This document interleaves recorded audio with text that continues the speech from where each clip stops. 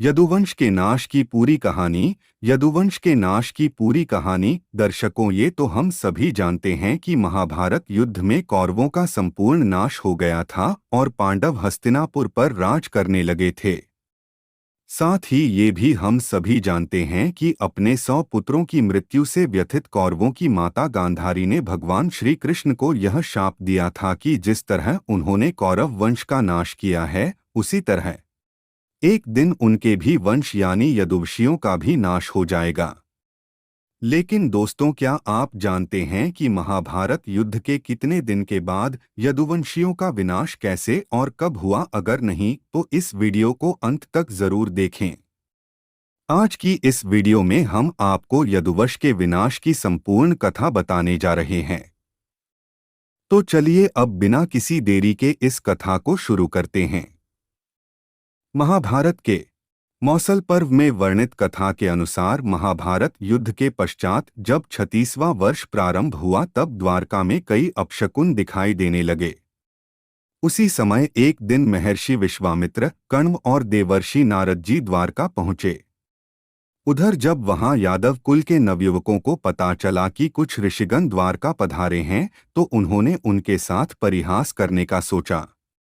फिर एक दिन यादव कुमारों ने भगवान श्री कृष्ण के पुत्र सांब को स्त्री वेश में विभूषित करके उनके पास ले गए और फिर उन महर्षियों को प्रणाम करते हुए कहा, हे ऋषिगण, यह स्त्री तेजस्वी बभ्रू की पत्नी है और बभ्रू के मन में पुत्र की बड़ी लालसा है।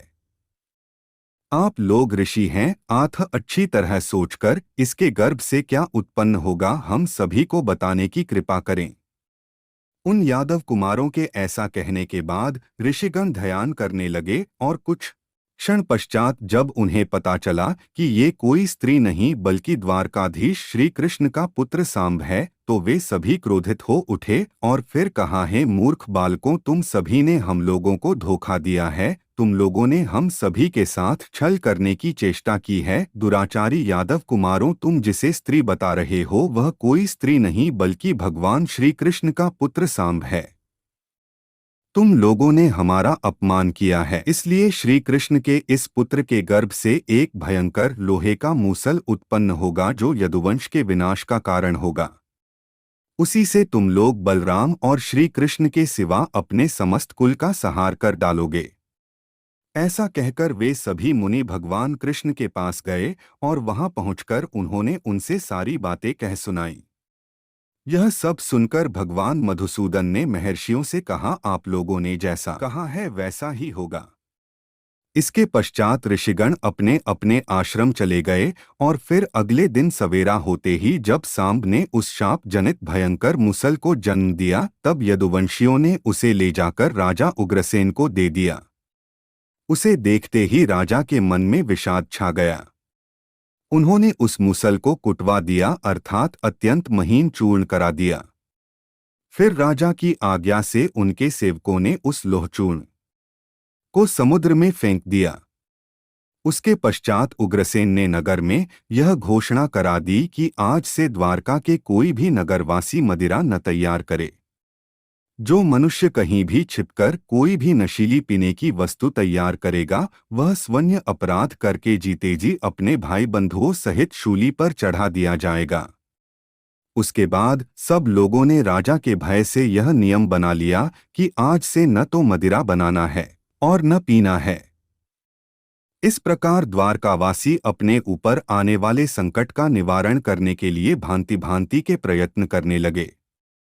लेकिन कहते हैं ना कि विधि के विधान को कोई नहीं टाल सकता। यही बात द्वारकावासियों के साथ भी हुई। भगवान कृष्ण भी विधि के विधान को नहीं टाल सके।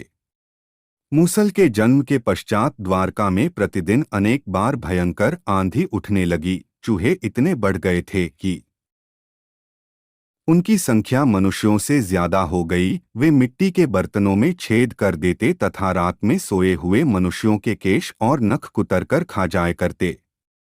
सरस उल्लुओं की और बकरे गीदड़ों की बोली बोलने लगे।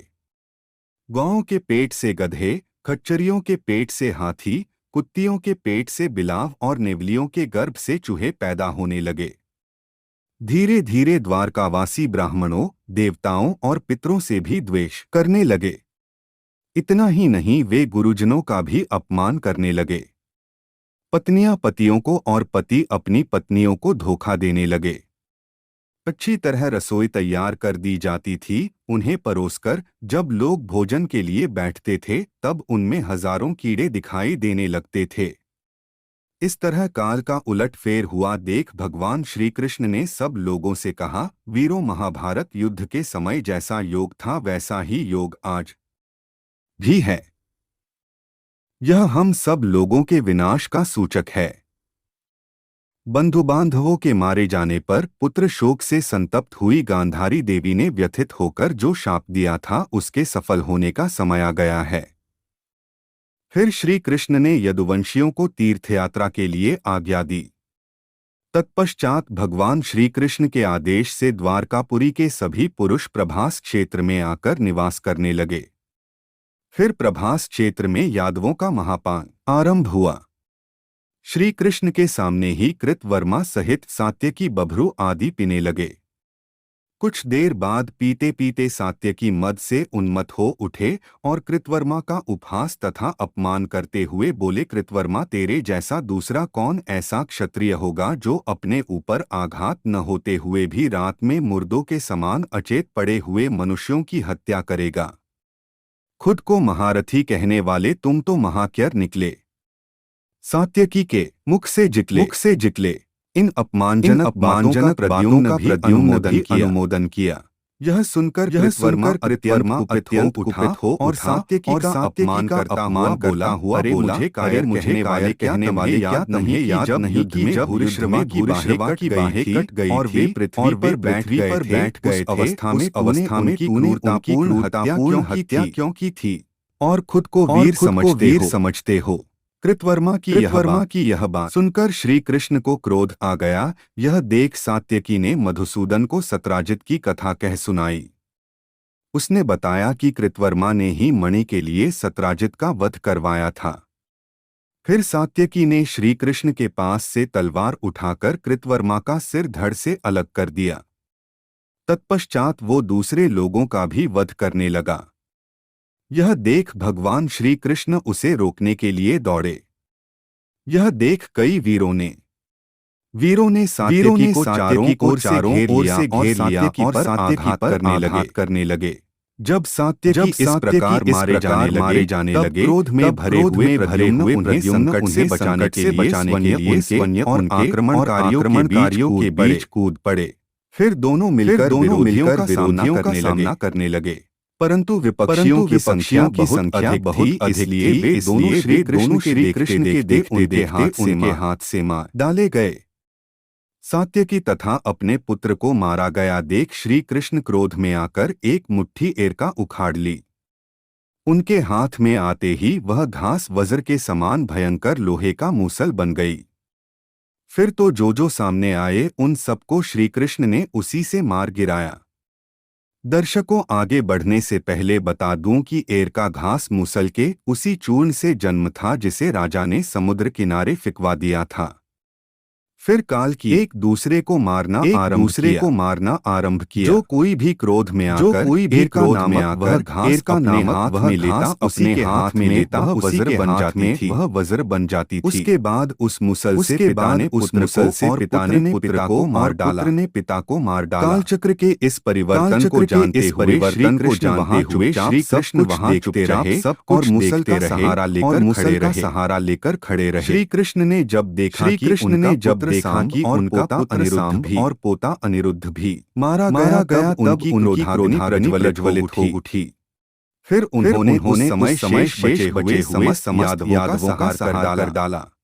उसके बाद दारुक, बभ्रू और श्री कृष्ण तीनों ही बलराम जी के चरण देखते हुए वहां से चल दिए। थोड़ी ही देर बाद उन्होंने अनंत पराक्रमी बलराम जी को वृक्ष के नीचे विराजमान देखा जो एकांत में बैठ ध्यान कर रहे थे। फिर वहां पहुंचकर कृष्ण ने तत्काल दारुक को आज्ञा दी कि तुम शीघ्र ही कुरुदेश की राजधानी हस्तिनापुर में जाकर अर्जुन को यादवों के इस महासंहार का सारा समाचार कह सुनाओ। ब्राह्मणों तथा माता गांधारी के शाप से यदुवंशियों की मृत्यु का समाचार पाकर अर्जुन शीघ्र द्वारका चले आवे। श्री कृष्ण के इस प्रकार आज्ञा देने पर दारुक रथ पर सवार हो तत्काल कुरुदेश को चला गया। वह भी महान शोक से अचेत सा हो रहा था।